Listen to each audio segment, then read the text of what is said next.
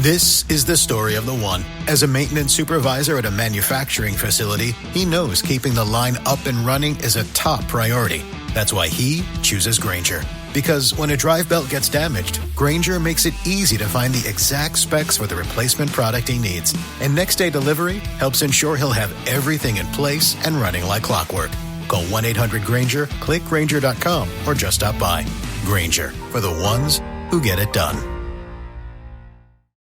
From Hollywood, it's time now for... Johnny Dollar. You smell smoke, Johnny? What'd you say? Who is that? This is Henry Willoughby at Four State Mutual Insurance Company. Oh, hi, Hank. And I asked if you smell smoke. Should I? What kind? The kind $5,000 makes when it goes up in flames. Where? Over in Cranford, the Peerless junkyard. Junkyard? That's right. But if there's only a $5,000 loss, how can you afford me? Because what I smell is arson.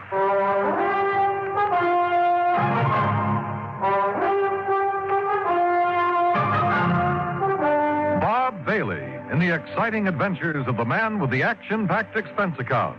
America's fabulous freelance insurance investigator. Yours truly, Johnny Dollar.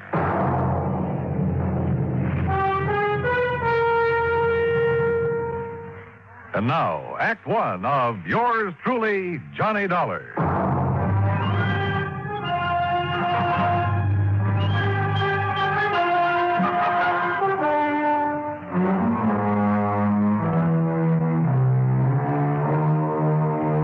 Expense account submitted by Special Investigator Johnny Dollar to the Four State Mutual Insurance Company, Hartford, Connecticut. Following is an account of expenses incurred during my investigation of the Peerless fire matter.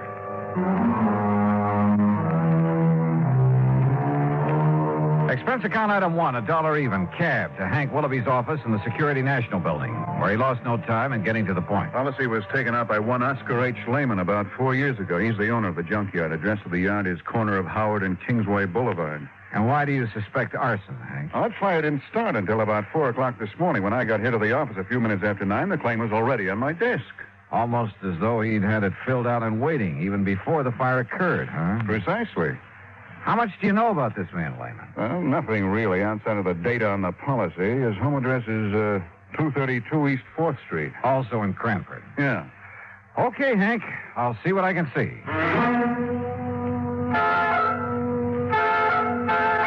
Item 2, 40 cents phone call to make sure the suspect, or at this point, I guess I'd better call him the client, to make sure he'd be around for questioning.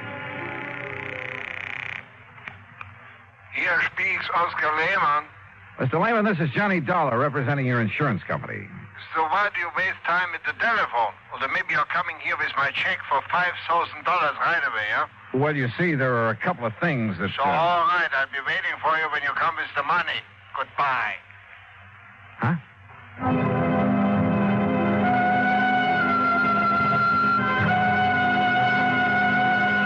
Item 3, $1.20 for a train ticket to Cranford.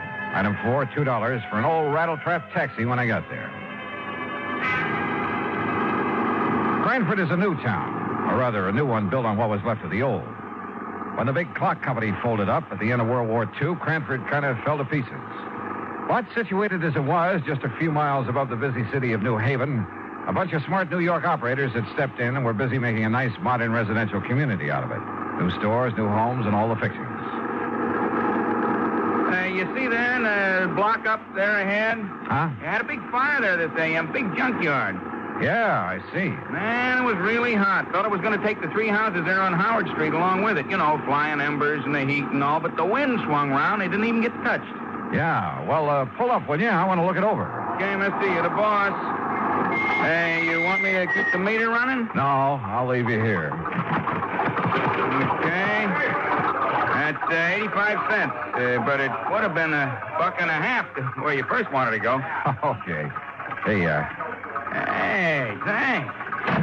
Boy, how I hate to see that junkyard gone. Oh? Why? Oh, well, that's where I've been buying my parts to keep this old crate tied together. You know something? It looks it.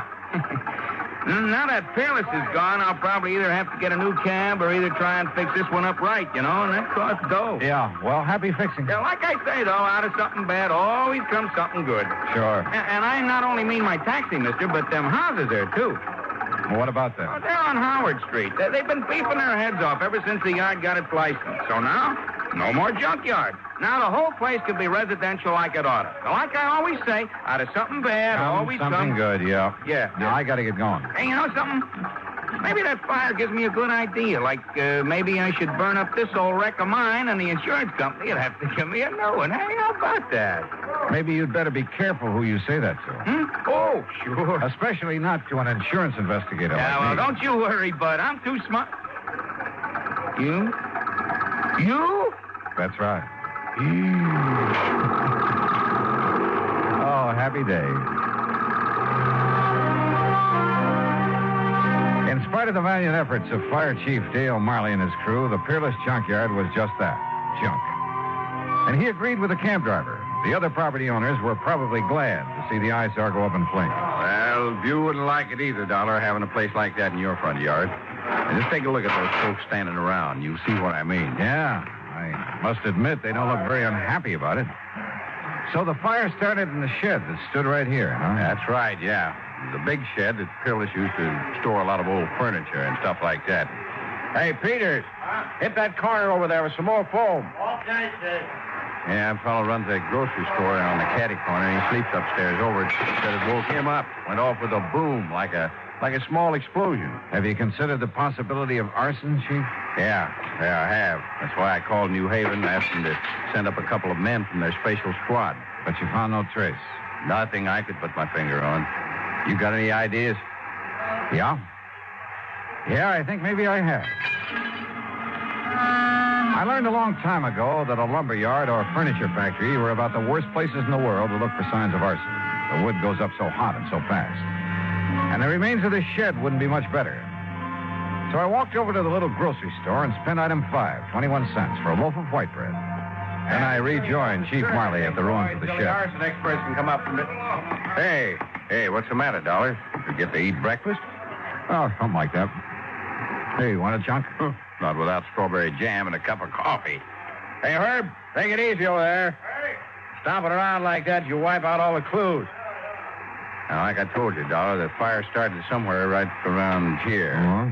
And the quick shift in the wind moved it over that way. Uh-huh. Chief. Yeah. Here, chew a piece of this fresh bread. What? That's right, chew it. Get the taste of it in your mouth. What for? Just do it, will you please? Here. Well, you got an idea, son? You bet I have. Here. You mean chewing on a hunk of bread is going to what? Now swallow it. What is this, a gag or something? No, not by a long shot. Now watch. Well, don't throw it away. Now you got my appetite up. I'll have some more. Here now. Chew on this piece.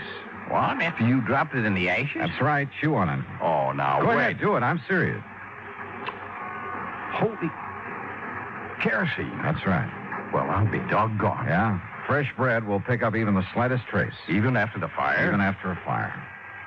That means kerosene was brought in and poured over the floor of this furniture shed to set it off. And, Dollar, I'm going to get in the police and have them lock up old Oscar Lehman so No, fast. wait. What for? Until I can talk to Lehman. Well, now, look. You look. This isn't any absolute proof of arson. Well, it's good enough for me.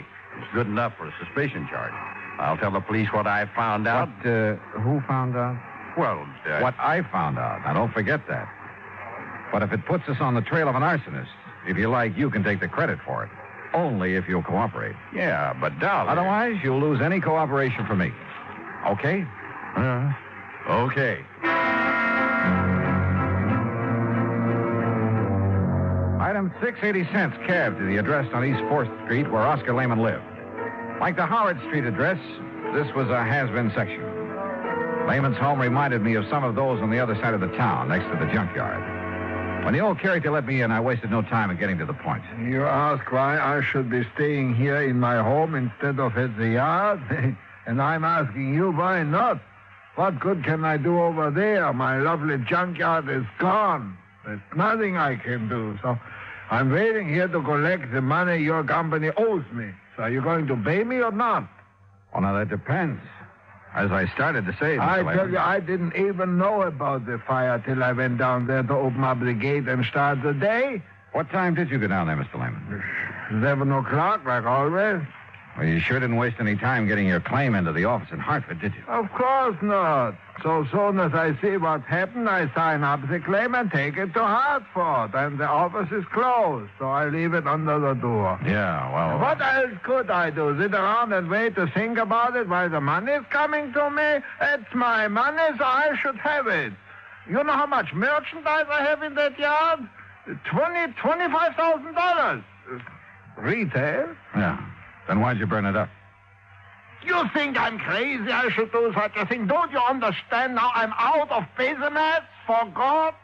Oh, what do you mean? My license for the yard on condition, you know? A conditional license? Yeah, that's right. If I'm not in business, every day I lose the license. I lose the lease on the land. Then they make houses, little stores. It's a big development company.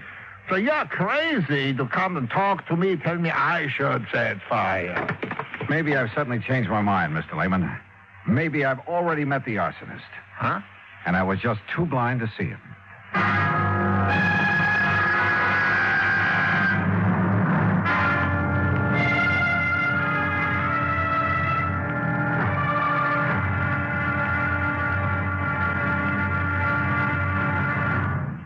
Act two of yours truly, Johnny Dollar, in a moment.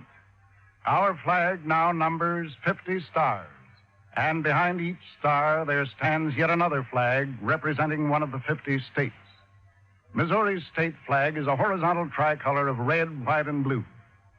In the center is a circular device bearing the state coat of arms. An eagle, symbolizing the superior authority of the nation.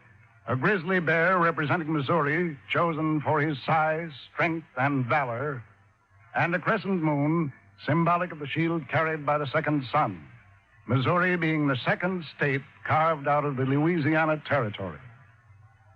A belt encircles the coat of arms with a motto inscribed, "United we stand, divided we fall." Atop the flag is a cluster of stars representing the Union, with a larger star for Missouri as she surmounts her difficulties and assumes her rank among the states. The state motto is also inscribed on the flag, Salus Populi Suprema Lex Esto. The welfare of the people shall be the supreme law. Surrounding the device is a group of 24 stars. Missouri's state flag, the flag of the 24th state to enter the Union, was adopted on March 22nd, 1913. And now, Act two of yours truly, Johnny Dollar, and the Peerless Fire Matter.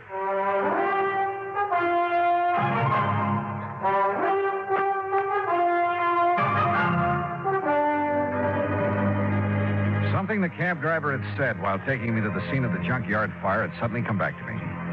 He'd been talking about the nearby property owners, homeowners. They've been beefing their head off ever since the yard got its license. So now, no more junkyard. Now the whole place can be residential like it oughta. Yeah, like I always say, out of something bad always comes something good. Item 785 cents, another taxi back to the scene of the fire. The men from the department were still busy cleaning up. Their chief, Dale Miley, had been busy with some detective work. Had some answers that seemed to make good sense. Now, look here, Dolly. You see this hardware? See this groove in the foundation wall? Yeah. Big sliding door, huh? That's right. And here, the lock was still in a hasp. Yeah, I see. It's hardly likely somebody tried to pull a big sliding door closed and lock it after starting a fire with kerosene. It's too dangerous. Unless he used a wick of some kind. Yeah, but look here. On the side that faced Howard Street. Street? I just call this an alley. Yeah, pretty narrow from the old days. Now, look here. Well, it's window glass. Right. Yeah, there was a window here. You see, here's the two parts of the catch from it. The catch was open. Yeah, but the question is, was it open from the inside or outside? And I think I've got the answer. Look across the street. So? Those homes and the little lawns and gardens in front of them. So what? Well, you see the rocks they all use to border their flower beds? Go on, Chief. Now, look here. Just inside the shed where the window was, I found this rock under the ashes. And, Dollar, it looks to me like somebody threw that rock through the glass, opened the catch, climbed in, spread the kerosene, climbed out, tossed in a light of some kind, and left in a hurry. Yeah, but who? That's just it. You got a better idea than old man Lehman? You talked to him. Yeah, I think I have. Like who? I'll let you know when I find out the name. Well, now, wait a minute, Dollar. I hoped that last crack would keep Chief Marley from sending the police after Oscar Lehman. Maybe he was guilty of firing his own junkyard. But with only $5,000 insurance, it didn't make sense. And I had a couple of better ideas, at least about people who might have had reason to do it. 3, as a matter of fact. For there were 3 residences on Howard Street facing what remained of the junkyard. Thanks to the sudden shift of wind, they'd received little damage. I walked down the short length of Howard Street to the first old house. The name Howard McNeil was on the little metal mailbox. Yes, well, what is it? Mr. McNeil, I'm Johnny Dollar, insurance investigator, looking into this junkyard fire. This is a fine time to come around selling insurance after the fire's out. You should know better, young fellow. No, you misunderstood me. I'm Why, not selling. do you know what would have happened if that wind hadn't changed? It would have set this whole block on fire. That's what it would have done. Would have burned us all out. We'd have been helpless. Yes, Mr. McNeil. Especially that poor widow lady, Miss Cummings, down there in the third house, right across from the shed where the whole thing started. Mr. McNeil. Yes? I'm not here to sell insurance. I'm investigating the fire, understand? Well, don't. What's that? You can stop right now. Just leave things as they be. Don't you know that fire was a blessing? I'm not quite sure I said blessing. That fire was the finest thing that's happened around here in years. Oh, you like its having happened, huh? You just bet I do. The only way we could ever get rid of that awful pile of junk right in our front yards. Now, maybe they'll give us back our nice little park that used to sit there. Or build a lot of track houses. Yeah, all right. What did they do? Anything is better than that wretched junkyard. I've hated it. Everybody's hated it. I hated it. Enough to set it on fire? Yes, sir. Absolutely. Oh, no. Me? Well? Mr. Dollar. A quiet, peace-loving person like me? Oh, no. Why, I wouldn't even think of such a thing. Especially since that fire might have got out of control and burned me out. Well, you carry insurance, of course. I do not. I don't believe in it. No, so don't you try to tell me anything. I told you I'm an investigator. Well, why don't you ask that Nazi if he had insurance? Nazi? Yes, that Oscar Lehman that owned that dirty junkyard. Why do you call him that? Well, he's a German, isn't he? Well, that doesn't make him a Nazi. Well, it does to me. Anybody who'd wangle a license to put up a filthy place like that on our beautiful street, especially if he's a German, well, to me, he's a Nazi of the worst kind, the very worst kind. Thinks he's a ladies' man, too. All right, now, have you any idea who, besides you, would have liked to see that place burned out? I certainly have. Who? Why don't you ask the police? They were here at dawn asking us all questions. You said asking us all. Of course, I mentioned the widow Cummings that lives in the third house, and then there's Miss Gertrude Mary Anastasia Conroy, the nice spinster lady who lives next door, and a very charming lady, Miss Conroy. Yeah, well, now would you mind? Oh, and what spirit she has. Now, that's the way I like them, Mr. Dollar. Ladies with spirit. And do you know something? One of these days, I'm going to ask her for a date in spite of the competition. You never have? No, sir. No. I'm not the bold type like some people I know, but I've been working up to it. And how long have you been a neighbor? 16 years, and you mark my word, one of these days I'm going to march right up on her front porch, and Miss Conroy, I'm going to say... Yeah, well, thank you very much, Mr. McNeil. Yes, but I was going to tell you, but... oh, dear, I must have said something wrong.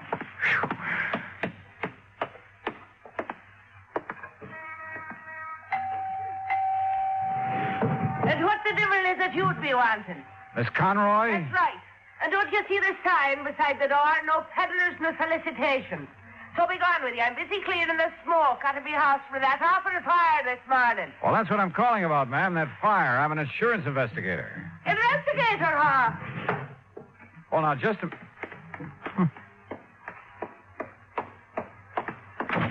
If you're an investigator, young man, let me see your badge. Badge? That's right. If you're an investigator, you're a detective. And if you're one of them, you're with the police force. No, And if you are, you can go right back and tell your chief I've had me feel right up to here with answering fool questions about that fire. As if I myself did it, huh? Well, did you? For years now, I've connived and connipted how to get that terrible, dirty, filthy junkyard out of this neighborhood. And now, poor soul, he's lost it. Oh, I could cry my eyes out. You what? Oh, such a lovely old man he is when I finally met him, that dear Mr. Neuman. Oh? Oh, the horrible things that Hitler done to him before he escaped them Nazis that took over his fine old country. And when he got here, he put all his savings in that lovely second-hand lot. Lovely. So he could earn an honest living. I'm afraid I don't understand. Such a fine man. Such a gentleman. The way he'd click his heels and bow when he come and call in on Sunday afternoon. Oh, he was such a gentleman. Wait a minute, Miss Conroy. I don't get it. A couple of minutes ago, you sounded as though you hated that junkyard. Second-hand lot. Oh. And so I did. Until I got to know that nice Mr. Neuman. And I'll tell you this. In spite and despite of the fact they won't ever let him set up in the same kind of business again. If it takes every cent I own, I'll see that he gets started in something else. Well, I'll be... Investigator, now. Insurance investigator. And then I suppose I can tell you confidential that I've set me cap for dear Oscar. You mean you hope to marry him? Aye. And that I will before I'm through. But I got the impression that your neighbor, Mr. McNeil... Oh, that crazy old stick-in-the-mud, that old coot. Ha! But if you're from the insurance company, how can I help you, lad, with your investigation thing? Well, you can't tell me this. Was your friend, Mr. Lehman, in need of money, particularly? Well, no. His business has been good. He drives a nice car and keeps a nice home. But like I said, if he needs more than he's got to get started again, I'll be the first to help him. Besides, it will sort of help to bring us closer together if I'm worrying about him a bit. No, won't it? Yes, I guess it will. I just want to make sure. Now, wait a minute. Wait a minute. Yeah? It's so blind I was thinking of me darling Oscar. So that's what you were up to with your nasty questions. What? Implicating that he might have burned up his place by his own self to get the insurance money. Is that what your evil, filthy mind was thinking of? I didn't say that. But that's what you meant, now ain't it? No, after all, somebody set that fire. And if he was in need of money... And just because I told the poor soul to get his claim in real quick this morning... You told him. Of course I did. Give him something to do besides standing around in the ruins crying his poor old eyes out, keeping his sorrows to himself. But I'll soon put a stop to that. I'll cook him up a real nice mess of corned beef and cabbage, German style, that is, and take it over for his supper to comfort and keep him company. And what will you be doing for the poor soul? Well, that depends. Oh, it depends, does it? Well, you and that insurance company better pay up what you owe him instead of making snide talk about maybe he himself set that fire in his... Oh, get out. Go on, get out. Why should I be wasting my time talking to the likes of you when I've got cooking to do for me? Oh, brother.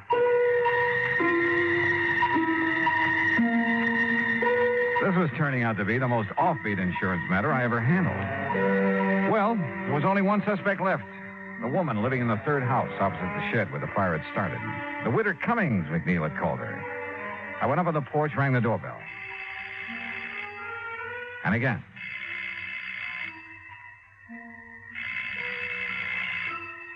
After the third time, I was about to decide no one was home when the door slowly opened. And just inside the door, in a wheelchair, sat a little old lady, pale, gray-haired. Her face reflected years of pain. Worried. I've been waiting for you to come, Mr. Dollar. You know who I am. I overheard you at my window when you talked to Mr. McNeil and Miss Conroy. Listening to the neighborhood is the only thing I have left these days, tied down as I am to this wheelchair. Yes, I see. I'm sorry. Come in and sit down, please. Thanks. There's no one to take care of you here? Only Rudolph, who does as little as he dares. And you must take him away, Mr. Dollar. Rudolph? My stepson, who keeps me here, waits for me to die. What? Not even a rest home where I'd have care and friends, but here to die. He'd help me die, too, if he dared, because of the money. What money, Mrs. Cummings? That my husband left me. A lot, Mr. Dollar. And this Rudolph wants to get his hands on it? That's all he wants. That's why he wants me dead. But he hasn't dared kill me, because everybody knows that we're alone here together. And if I should die from his neglect, they'd know he did it. But he's smart. That's why he thought of the fire. He what? He thought that it would burn down this house, too, and trap me here. Mrs. Cummings, do you know what you're saying? The divine providence. The changing wind kept the fire away. He set that fire to burn this house and you? He's clever. He made it known that he'd be away all night, that he wouldn't be back here until he finished his work at the plant in New Haven. But he came back, Mr. Dollar. This morning, before dawn. I heard him here in this house. And from this window, I could see him in the moonlight. Mrs. Cummings. No, I must tell you. Quickly, because he'll be coming back from work. His work. To keep up appearances, to keep them from suspecting. His gambling. The terrible people he goes out with at night. Gangsters, that's all. And I must tell you, because if I don't... Listen to me. I'm listening. I saw him take a can, the kerosene we keep in the cellar for when the electricity goes out. He took it across the street. He broke the window of the shed and went in. Then he came out. He threw a piece of burning waste back in. Then ran. Mrs. Cummings, are you sure? I lied to the police. I couldn't make myself tell them. After all these years of knowing what he's been and saying nothing. But I thought I'd wait for him. Maybe when he saw his evil plan had failed, that I was still here. Maybe I could make him give himself up. But in my heart, I knew he wouldn't. Because he's bad. All bad. Mrs. Cummings, I'm glad you told me. God forgive me. But I knew that if I didn't, he'd find some other way to... You must take him away, Mr. Dollar. Before he does murder.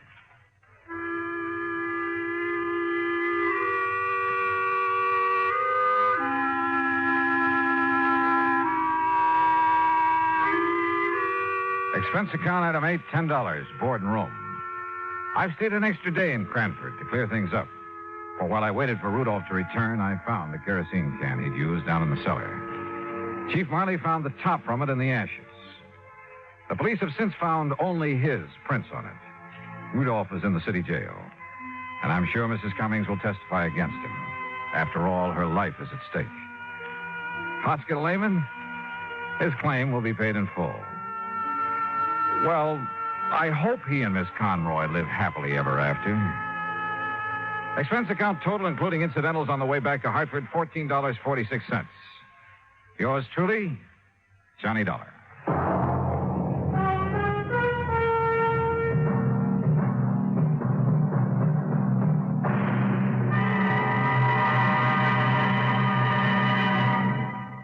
Now, here's our star to tell you about next week's story. Next week, exploration in the high Sierra country of California. And at the end of the trail lies death. Join us, won't you? Yours truly, Johnny Dollar.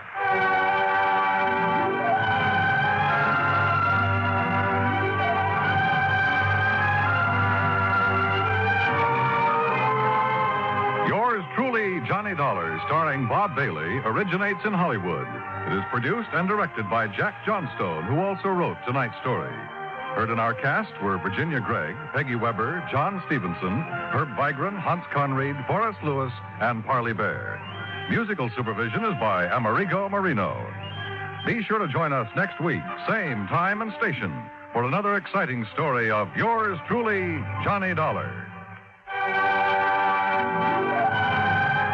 This is Dan Cubberly speaking.